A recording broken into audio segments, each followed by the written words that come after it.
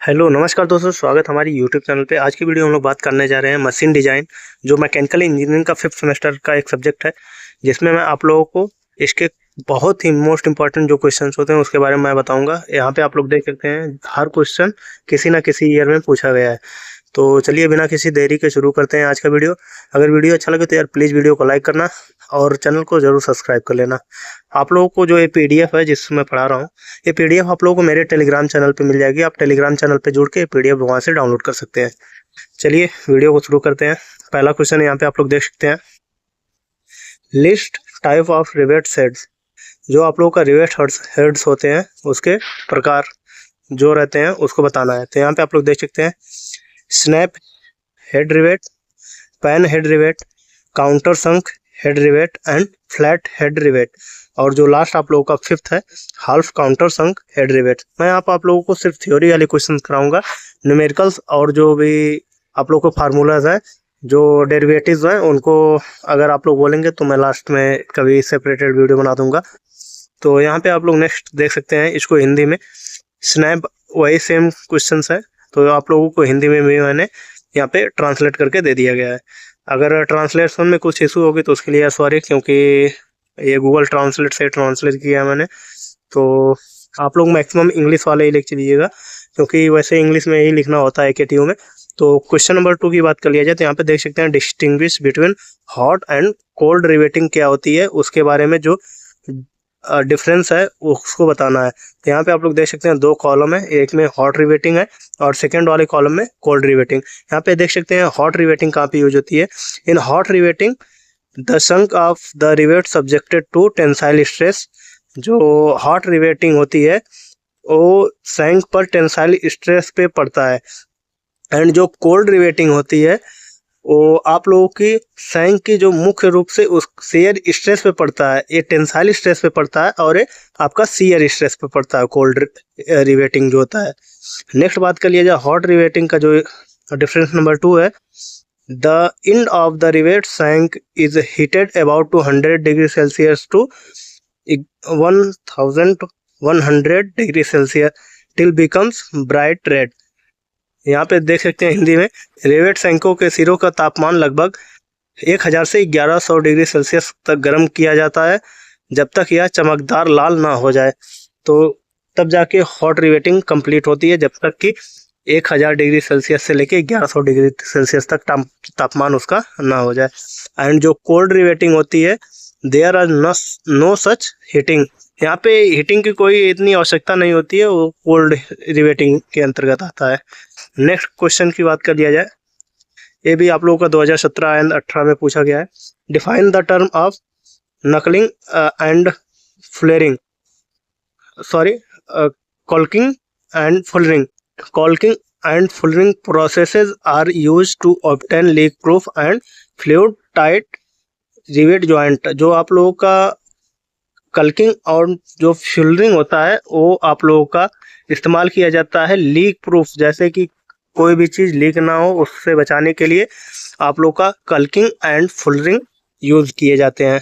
कल्किंग and fullering are, second जो है आप लोगों का, caulking and fullering are carried out once the rivet is fully set. जो रिवेट को पूरी तरह सेट होने के बाद कल्किंग और फुलरिंग की जाती है। जब तक पूरा रिवेट का काम नहीं हो जाता उसके बाद ही हम लोग कल्किंग एंड फुलरिंग का जो प्रोसेस है उसको यूज में लेते हैं। नेक्स्ट बात कर लेते हैं पॉइंट की। तो यहाँ पे पॉइंट नंबर 3 आप लोग देख सकते हैं, caulking process is applied to edge of the plate in lap joint and the edges of strap plate in a butt joint with the help of chisel shaped caulking tool. यहाँ पे आप देख सकते हैं लैप जॉइंट में प्लेटों के किनारों पर यूज किया जाता है जो कल्किंग होता है, एंड बट जॉइंट में जो स्टेप प्लेट होते हैं उसके किनारों पर छेनी आकार के कल्किंग टूल की मदद से आप लोगों को कल्किंग का प्रोसेस किया जाता है। नेक्स्ट बात कर लिया जाए, जो फुलरिंग होता है वो क्या होता है। 4th पॉइंट देख सकते हैं, fullering is similar to the caulking process. जैसे कल्किंग होता है वैसे ही आप लोग का फुलरिंग का भी प्रोसेस होता है। तो यहाँ पे आप लोग देख सकते हैं, accepted that fullering makes use of tools having thickness equal to that the plate. Fullering जो है आप लोगों का कल्किंग प्रक्रिया के समान है। इसमें जो फुलरिंग की प्लेट की बराबर मोटाई वाले उपकरण का यूज किया जाता है। जो इसमें प्लेट होती हैं वो दोनों सेम थिकनेस की होती हैं फुलरिंग में, एंड कल्किंग में डिफरेंस हो सकता है। नेक्स्ट क्वेश्चन की बात किया जाए, ये क्वेश्चन से आप लोगों का 18-19 में पूछा गया 2 नंबर में। यहाँ पे भी आप लोग देख सकते हैं question number 4, describe the types of rivet joint, also explain the various failure methods of rivets. यहाँ पे आप लोगों को वेरियस फेलियर ऑफ मेथड जो रिवेट्स के फेल होने के होते हैं उनको आप लोगों को एक्सप्लेन करना है। यहाँ पे हिंदी में देख सकते हैं रिवेट जॉइंट के प्रकार के बताएं, साथ ही उसे अलग अलग तरह से जॉइंट के बारे में भी बताएं, रिवेट्स के फेलियर मोड क्या होते हैं उसके बारे में भी बताना है।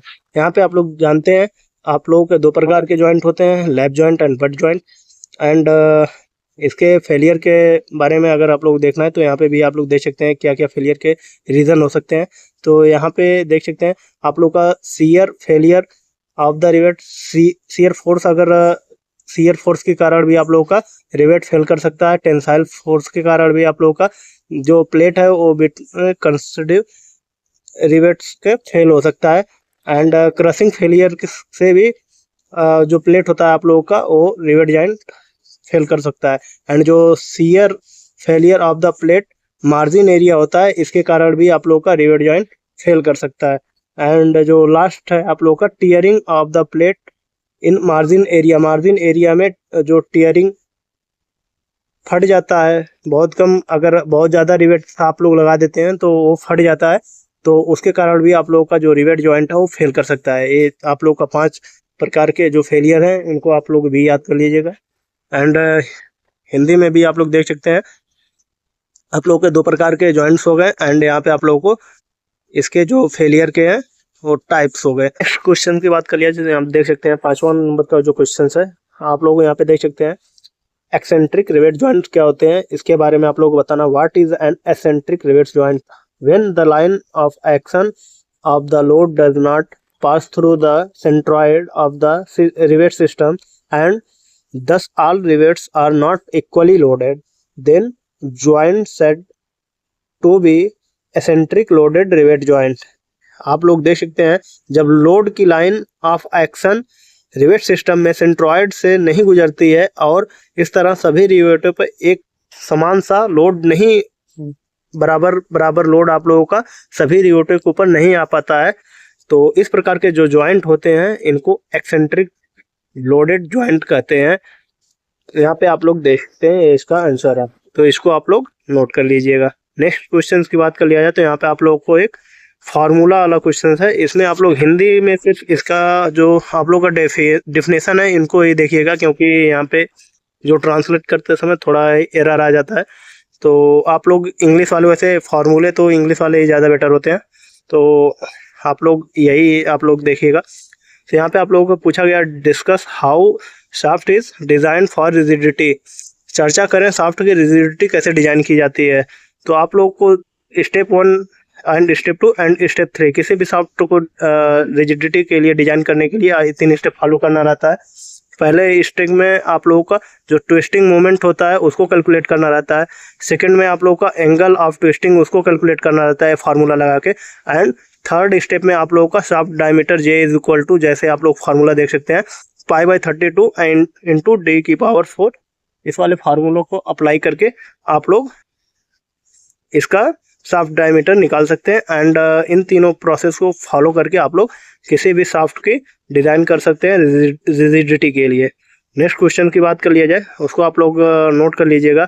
फार्मूला बहुत इंपॉर्टेंट है आप लोगों का π/32 एंड टू D⁴, जहाँ पे आप लोग देख सकते हैं J is equal polar moment of inertia of cross section area about to the axis rotation. जो आप लोग का शाफ्ट है उसकी इनर्शिया की पोलर मोमेंट ऑफ इनर्शिया है जो कि आप लोग की एक्सेस ऑफ रोटेशन के दिशा में है। एंड जो कैपिटल L है लेंथ ऑफ द शाफ्ट है, and capital G is a modulus of rigidity है, एंड जो स्मॉल d है डायमीटर ऑफ द शाफ्ट है। नेक्स्ट क्वेश्चन की बात कर लिया जाए तो यहाँ पे आप लोग क्वेश्चन नंबर 7 देख सकते हैं। What type of stresses and induced in the shaft, shaft में किस तरह के स्ट्रेस पैदा होते हैं उसके बारे में आप लोगों को यहाँ पे बताना है। तो यहाँ पे आप लोग देख सकते हैं कि शाफ्ट में 2 प्रकार के यहाँ पे मैंने आप लोगों को जो स्ट्रेसेस पैदा होते हैं वो है यहाँ पे जैसे पहले shear stress due to transmission of the torque. Torque जो ट्रांसमिशन शाफ्ट में आप लोगों का शियर स्ट्रेस जनरेट होता है, तो ये आप लोगों का एक शियर स्ट्रेस हो गया। एंड जो आप लोगों का एक बेंडिंग स्ट्रेस होता है एंड एक आप लोगों का शियर स्ट्रेस होता है। ठीक है, यहाँ पे आप लोग इसको देख सकते हैं। बेंडिंग स्ट्रेस क्या होता है? Bending stress due to force acting upon machine element like gear pulleys as well due to weight of the shaft itself. उसके खुद के वेट के कारण और जो वेल्डिंग और जो उसका पुल्ली हो गया, गियर्स हो गए, उसके कारण जो वेट आता है वो आप लोगों का बेंडिंग स्ट्रेस होता है। उसके ऊपर जो डायरेक्टली लोड लगता है वो आपका बेंडिंग स्ट्रेस होता है। नेक्स्ट क्वेश्चन की बात कर लिया जाए तो आप लोग देख सकते हैं क्वेश्चन नंबर जो आप लोग का 8 है, ये आप लोगों का एक न्यूमेरिकल टाइप क्वेश्चन है। यहाँ पे आप लोगों को देख सकते हैं कुछ वैल्यूज दी गई है और आप लोगों को जो ऊपर फार्मूला बताया गया था, pair the strength of the hollow shaft with that solid shaft same diameter material diameter ratio of 0.5। एक जो खोखला शाफ्ट है और एक जो आप लोगों का सॉलिड शाफ्ट है, इनके जो रेशियो है इनको आप लोगों को कंपेयर करना है। आप लोगों को रेशियो दिया गया है DH जो खोखला वाला शाफ्ट है और जो आप लोगों का सॉलिड शाफ्ट है, इनका रेशियो आप लोगों को 0.5 दिया गया है। तो इसको आप लोग फार्मूले में रख के आप लोग सिंपली से इनका रेशियो निकाल सकते हैं। नेक्स्ट क्वेश्चन की बात कर लिया जाए तो यहाँ पे आप लोग देख सकते हैं क्वेश्चन नंबर 9, डिफाइन फ्लैट की एंड वुडरफ की के बारे में आप लोगों को परिभाषित करना है। फ्लैट कुंजी और वुडरफ कुंजी क्या होती है इसके बारे में। जो फ्लैट की होती है यह एक धसी हुई सतह रेक्टेंगुलर स्क्वायर क्रॉस सेक्शन की फ्लैट होती है। आप लोगों की ये रेक्टेंगुलर और क्रॉस सेक्शन की फ्लैट एरिया की एक फ्लैट की होती है। एंड जो वुडरफ की होती है ये जो संक की having almost semi circular cross section disc uniform thickness, या एक यूनिफॉर्म थिकनेस की सेमी सर्कुलर टाइप की आप लोगों की एक सेक्शन की होती है। यहाँ पे आप लोग देख सकते हैं या एक डूबी हुई की है जिसमें एक जैसी मोटाई होती है, लगभग semi circular cross section. Semi circular मतलब हाफ, थोड़ा सर्कुलर और फ्लैट दोनों टाइप का वो सेमी सर्कुलर आपका हो जाएगा। तो ऐसे की को वुडरफ की बोलते हैं। क्वेश्चन नंबर 10 की बात कर लिया जाए तो यहाँ पे आप लोग देख सकते हैं व्हाट इज अ केनेडी की and give its application. Kennedy की क्या होती है उसकी एप्लीकेशन को यहाँ पे समझाना है। तो यहाँ पे आप लोग देख सकते हैं केनेडी की इज अ ट्रैप्ड स्क्वायर की, इट इज फिटेड इनटू की way of square section and driven from opposite ends of the hub. Application की इसकी बात कर लिया जाए तो it's use for heavy duty application, या हैवी ड्यूटी एप्लीकेशन के लिए केनेडी की यूज होता है। जहाँ पे एक आप लोग का जॉइंट का प्रकार होगा, तो आप लोग को जहाँ पे हैवी ड्यूटी मतलब बहुत ज़्यादा लोड होता है वहाँ पे केनेडी ड्यूटी का यूज़ करते हैं हैवी ड्यूटी के लिए। यहाँ पे आप लोग देख सकते हैं इसकी डिफिनेशन।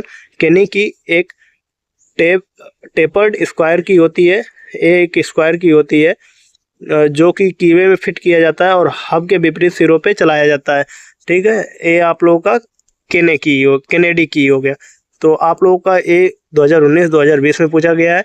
आप लोग इसको भी याद कर लीजिएगा, इसका नोट्स बना लीजिएगा। वैसे मैं आप लोग को टेलीग्राम चैनल पे अपना PDF दे दूंगा, आप लोग एक बार कमेंट सेक्शन में भी चेक कर लीजिएगा। आप लोगों को अगर डिस्क्रिप्शन बॉक्स में ना मिले तो मिलते हैं किसी नेक्स्ट वीडियो में। तब तक के लिए जय हिंद, वंदे मातरम।